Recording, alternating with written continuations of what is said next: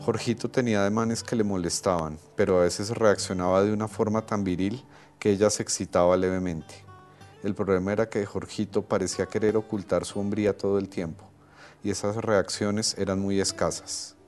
De seguro en su casa le habían dicho que tenía que comportarse como todo un caballero, pero lo que no le habían dicho es que los caballeros también se llevan a la cama a las mujeres a las que cortejan. Yo recuerdo que empecé a escribir pues muy niño, digamos, no muy niño, pero sí en la adolescencia, como que un día me senté frente a una máquina de escribir y empecé a escribir. Luego, claro que me hice consciente de lo que estaba haciendo, pero fue posterior. Sentarme a escribir de alguna forma no fue una decisión y creo que por lo general es como algo que a uno le pasa. Me es muy agradable remitir a usted el manto o axo de la reina mujer de Atahualpa que he podido conseguir como un monumento de antigüedad digno del Museo de la Capital de Colombia y mucho más digno. Esta carta y muchas otras cartas siempre en un registro de trofeos de la nación, de victorias, de sacrificios y de luchas. Es decir, que históricamente y desde una perspectiva simbólica, la narración histórica de construcción de nación se materializa con estas piezas que entran al museo en una época muy temprana. Yo hice un pregrado en Bellas Artes en la Universidad de Bogotá, Jorge de Lozano. Yo tuve una formación de Bellas Artes como para el hacer artístico, pero me vi involucrada en las actividades de la gestión cultural que hay detrás de una exposición, que hay detrás de una práctica artística. Me fui a Francia para empezar a estudiar francés y luego cuando volví pues me involucré con la academia. Entonces trabajé con una universidad, con el programa de artes visuales de la Javeriana y en ese momento tuve que hacer mi magíster en dirección universitaria porque el problema de la cultura y el problema del arte es completamente diferente al problema de la educación superior en Colombia. Había tenido la inquietud desde hacía mucho tiempo de estudiar en Francia. Entonces mi primer viaje de estudios para afianzar el francés había sido París. Desde luego tenía esta ilusión, ¿no?, por Ciudad Luz, pero además por la cultura francesa, la tradición en museos, la tradición en historia del arte.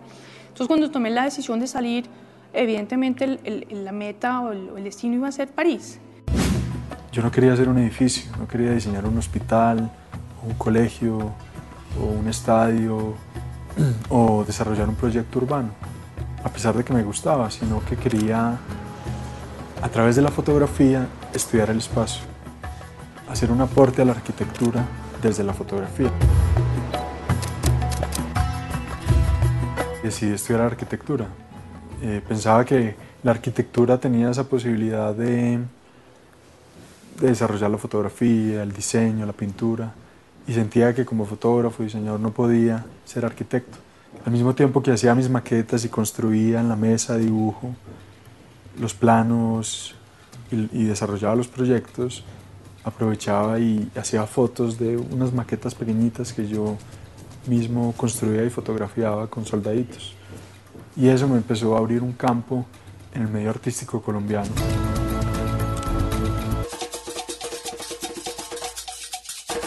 Mientras hacía la maestría también fui invitado a hacer un proyecto en África, en el este del África. Cuando hacía los recorridos, cuando fotografiaba a todos estos niños, a todas estas personas en medio de esa pobreza, de ese subdesarrollo, de ese analfabetismo, de esa falta de salubridad, esa falta de condiciones y oportunidades, pues me daba cuenta que eso no era lo que yo quería fotografiar. Yo quería fotografiar alegría, esperanza, belleza, futuro. Aplicar a las becas crédito de Colfuturo en 2 oportunidades y hacer esa inversión ha sido la mejor inversión que he hecho en mi vida.